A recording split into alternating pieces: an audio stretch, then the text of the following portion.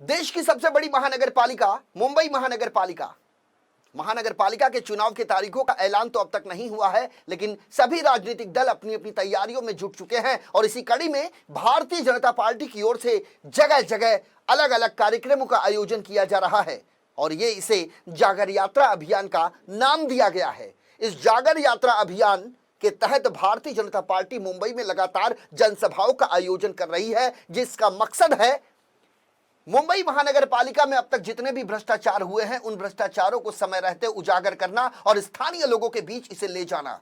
मुंबई महानगरपालिका चुनाव की तारीखों का ऐलान भले ही अब तक नहीं हुआ हो, लेकिन मुंबई प्रदेश अध्यक्ष जो भारतीय जनता पार्टी के आशीष सिलार हैं, उन्होंने माहिम विधानसभा क्षेत्र के अंतर्गत आने वाले उस स्थान को चुना जो दोपहर के सामना का मुख्यालय है, जो मुंबई के नागोजी सयाजी वाड़ी पर स्थित है और ये प्रभा देवी का इलाका है। यहां पर भारतीय जनता पार्टी की ओर से भव्य और दिव्य कार्यक्रम का आयोजन किया गया, जिसमें बड़ी संख्या में भारतीय जनता पार्टी के पदाधिकारियों, स्थानीय नेताओं और कार्यकर्ताओं ने हिस्सा लिया। इसी कड़ी में आशीष सिलार ने मनपा की सत्ता में काबिज उद्धव ठाकरे गुट की शिवसेना पर न सिर्फ करारा हमला बोला, बल्कि महानगरपालिका में हुए कई भ्रष्टाचार को जनता के सामने रखा।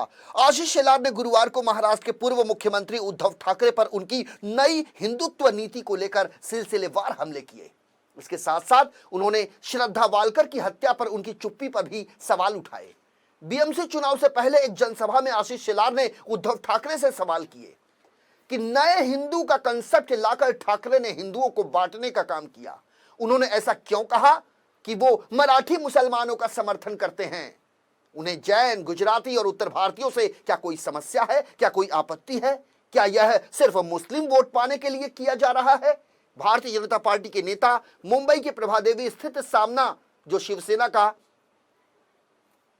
कार्यालय है, शिवसेना के मुखपत्र सामना का, और इस कार्यालय के पास रैली की जा रही थी भारतीय जनता पार्टी की ओर से और इसे संबोधित कर रहे थे भारतीय जनता पार्टी के मुंबई प्रदेश अध्यक्ष आशीष सिलार। आशीष सिलार ने श्रद्धा मर्डर केस पर उद्धव ठाकरे की चुप्पी पर जमकर तंज कसा। उन्होंने कहा कि मुंबई की एक लड़की की आफताब ने हत्या कर दी, उसके टुकड़े टुकड़े कर दिए, लेकिन उद्धव ठाकरे ने इस बारे में कुछ भी नहीं कहा। 23 दिसंबर 2020 को महाराष्ट्र में महाविकास आघाड़ी सरकार के दौरान श्रद्धा वालकर ने मुंबई पुलिस को एक पत्र लिखा कि आफताब उसे जान से मारने की धमकी दे रहा है, लेकिन इस पत्र को पुलिस और गृह मंत्री ने गंभीरता से नहीं लिया। मुख्यमंत्री ने इस गंभीर मसले में कोई दखल नहीं दिया। आशीष सिलार ने कहा कि उद्धव जी ने ज्ञानवापी मुद्दे पर अदालत के आदेश का भी स्वागत नहीं किया और सामना ने 22 अक्टूबर को प्रकाशित अपने संपादकीय में यह कहा कि उद्धव गुट शिवसेना मराठी मुसलमानों के साथ है। अब बीएमसी चुनाव में वोट पाने के लिए वे मुसलमानों के साथ है। भारतीय जनता पार्टी इस सभा में जो सभा भारतीय जनता पार्टी द्वारा आयोजित किया गया, इसमें बड़ी संख्या में लोग मौजूद थे और इसका प्रमुख उद्देश्य क्या था, ये आपको सुनाते हैं आशीष सिलार के मुखारबिंद से। सिर्फ मुंबई महानगर पालिका को जीतने के लिए तुष्टीकरण और अपीजमेंट की पॉलिटिक्स उद्धव जी की शिवसेना किस हद तक कर सकती है, इसका यह उदाहरण है।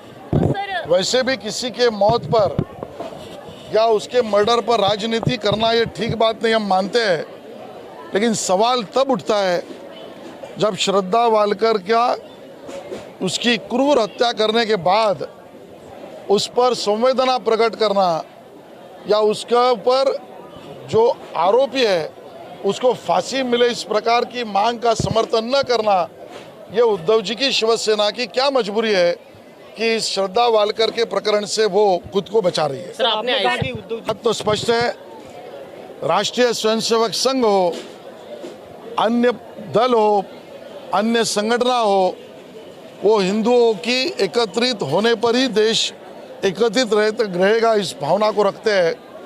सबका साथ सबका विकास ये भारतीय जनता पार्टी का कार्यक्रम है, लेकिन हिंदुओं में भी हिंदू और नव हिंदू दो प्रकार आज तक किसी ने नहीं रखे। हिंदुओं को डिवाइड करने की बात को किसी ने भी नहीं कहा, वो बात लगातार उद्धव जी ने कही है। हिंदुओं को बंटवारा करने की इस भूमिका का उद्धव जी के पीछे की योजना क्या है, ये हमारा